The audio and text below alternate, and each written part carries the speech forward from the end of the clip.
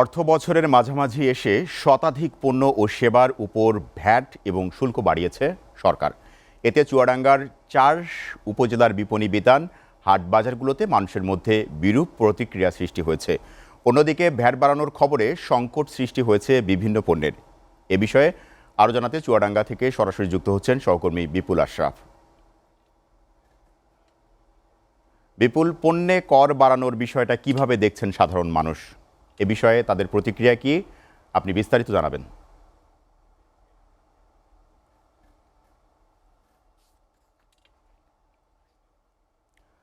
বিপুল, আপনি কি আমাকে শুনতে পাচ্ছেন? বিপুল, প্রশ্নটা যেমন ছিল, পণ্যে কর বাড়ানোর বিষয়টা কিভাবে দেখছেন সাধারণ মানুষ, এ বিষয়ে তাদের প্রতিক্রিয়া কি, বিস্তারিত জানাবেন।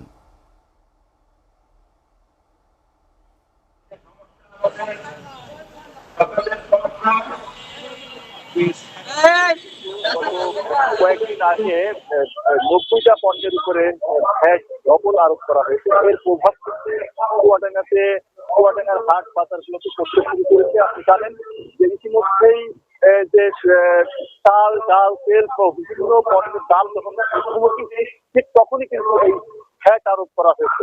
এই কারণে কিন্তু ব্যবসাদাররা কিন্তু এবং ক্রেতারা সবাই কিন্তু খুব চাপের মুখে আছে। আমি কিছুদিন আগেই মাসুম নামে একজন মুড়ি দোকানের সাথে কথা বলেছিলাম। সে বলছে যে ভ্যাট আরোপের ফলে কিন্তু সুগন্ধি চাল, চিকন চাল, পণ্যের দাম কিন্তু বেড়ে গেছে। এর প্রভাব কিন্তু বাজারে পড়েছে। আর অপরদিকে স্টেশনারি দোকানি মিলন আলীর সাথে আমার কথা হয়েছে কিছুদিন আগে। সেও আমাকে জানিয়েছে যে ভাই, যে বিশেষ করে হচ্ছে বিস্কিট, প্যাকেটজাত বিস্কিট, প্রশাসনিক সামগ্রী সহ অন্যান্য যে সমস্ত সাবান সহ অন্যান্য যে সমস্ত জিনিস আছে তার বাজারে ইতিমধ্যে প্রভাব পড়তে শুরু করেছে। ইতিমধ্যে কিছু জিনিসের দাম কিন্তু বেড়ে গেছে। আবার যারা হচ্ছে এজেন্ট আছে তারা কিন্তু বলেছে যে আপনার আগামী কয়েকদিনের মধ্যে কিন্তু এর দাম বেড়ে যাবে।